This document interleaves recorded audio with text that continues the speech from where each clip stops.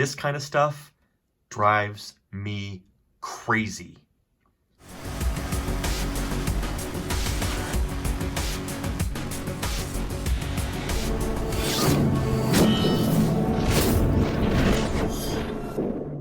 Hey YouTube, Vertical Stacker here. I just wanted to review with you today a precious metals ordinance that was passed in the city where I happen to live back in 2011. I actually testified against this ordinance. I was pretty uptight about the whole thing because a couple of the local coin shops that I was dealing with came to me and said, hey, we've got an issue. If this passes, it's going to put us out of business. And I really didn't understand the whys at first, but as they went through the ordinance with me, I started to realize just how awful and anti-business friendly this ordinance really was. So let's just go through this together, and maybe by the end of this video, you can ask yourselves, is this the kind of ordinance I'd want in my city? I think the answer would be no. But the city council basically goes through and says, hey, there's been a resurgence of precious metals dealing. Remember, this is in 2011, so certainly there was a lot of precious metal dealing going on there. It says economic and other forces, as well as locally, higher than average unemployment rates. I don't know that I necessarily agree with that. Back in 2011 in Meridian, Idaho. A strong market price for precious metals, certainly that was true at the time. But this part really caught me off guard. It says, a rising incidence of theft of jewelry, coins, and other objects containing precious metals. Now, keep in mind, this is one of the bases for which they decided to push this precious metals ordinance through. And I might add that the majority of the people that testified against this ordinance. The only person that I can recall, because I was there, that testified for the ordinance was the chief of police. So anyway, if you've ever been to Meridian, Idaho, it is not exactly the hotbed of crime. So I just don't know about that. Here it says, well, if we don't do something, then precious metals dealers are going to get this stuff in. It's all going to be stolen and melted down and converted before law enforcement can do anything with it. And so it's important that we maintain the evidence, blah, blah, blah. I have a hard time buying that Meridian, Idaho is the hotbed of precious metals mafia, for lack of a better word. But look at the oppressive requirements of this ordinance. So they break it down into two types. We have a type 1, which is kind of jewelry, silverware, utensils, and then type 2, which is what I'm going to focus on. This is legal tender, U.S. coins, numismatic, bullion, coins, ingots. So this is basically the type of stuff that you would tend to find in a local coin shop. And by the way, once this ordinance passed, all of the local coin shops that existed in Meridian, at least with whom I dealt with, went out of business. They packed up and they moved because this was not good for them, and I'll explain to you why. So it goes through and it defines, what a precious metals dealer is and certain applicability, exemptions, blah, blah. But here are some of the requirements. First, you had to go get a license. Of course, there's a fee attached to the license. So it's a bit of a money-making thing for the city. Big shocker there. It says what you have to do to apply, what happens if there's a denial. But then it goes through and it talks about this is what you have to do. These are your operating requirements for regulated transactions. And of course, regulated transactions are defined above, but it's basically any time that you buy gold or silver bullion, that's going to be a regulated transaction. So this is the kind of stuff that this ordinance requires you to do as a local coin shop in Meridian, Idaho. Now, the first few here are no big deal because I think everybody does this anyway. Whoever's conducting the transaction has to provide their name, address, and telephone number of the shop. Every time I get a receipt from my local coin shop, it has this information on it.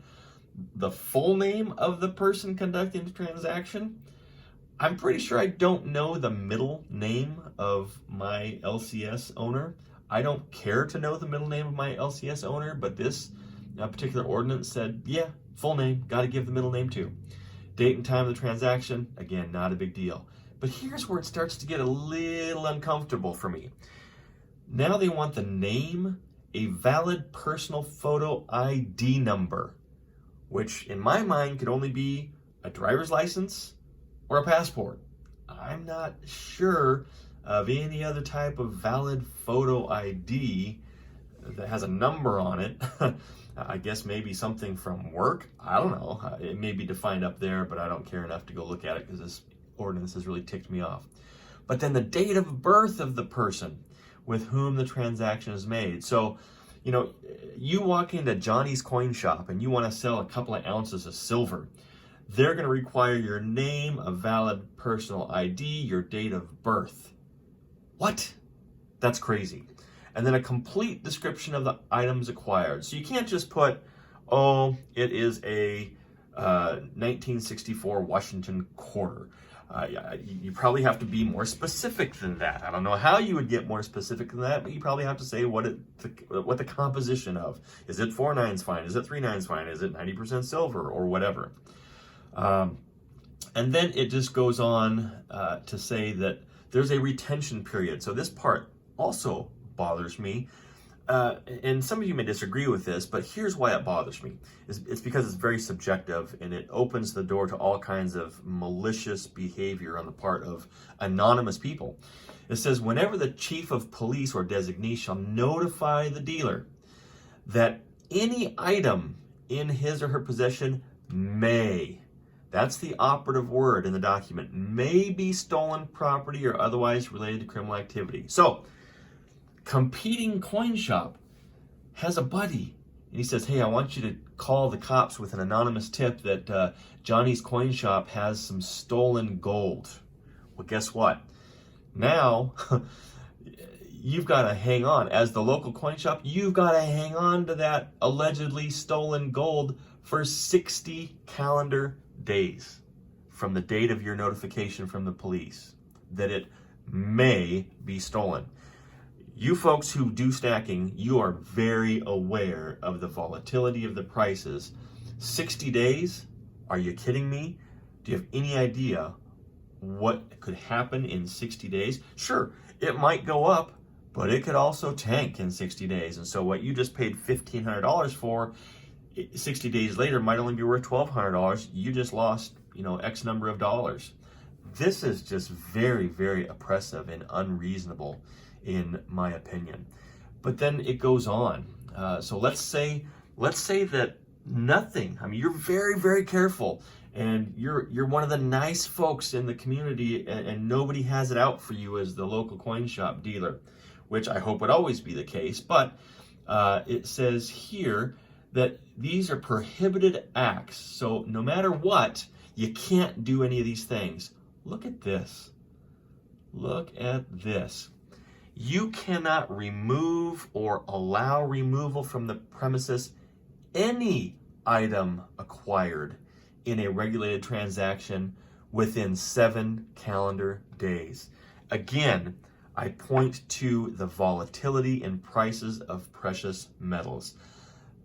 Most of the LCSs I know that deal in any type of volume, if they're not flipping something in 24 to 48 hours, boom, it's gone to the wholesaler. They simply cannot afford, for risk and other reasons, to sit on bullion for more than a day or two. This requires folks to hang on to it for 7 calendar days. That's crazy. It's not business friendly, and it put all of the LCSs in my area out of business, or they moved. And if you don't comply, it's misdemeanors, fines, things like that. September 20th, 2011 was not a good day. Just not a good day for the city of Meridian. Very business unfriendly. Oh, good. I got an Amazon package shipped to me. That's great. I'm glad the whole world just saw that. At least it didn't have my photo ID with my passport number on it. So anyway, what do you folks think about this ordinance? Do you think this was reasonable for them to pass? I certainly don't. Of course, I live here. Most of you folks don't live around me. So, but I'm just representing to you that, yeah, Meridian, Idaho, not a hotbed of crime, not a place where people come and go. to scam people out of precious metals and take stolen goods.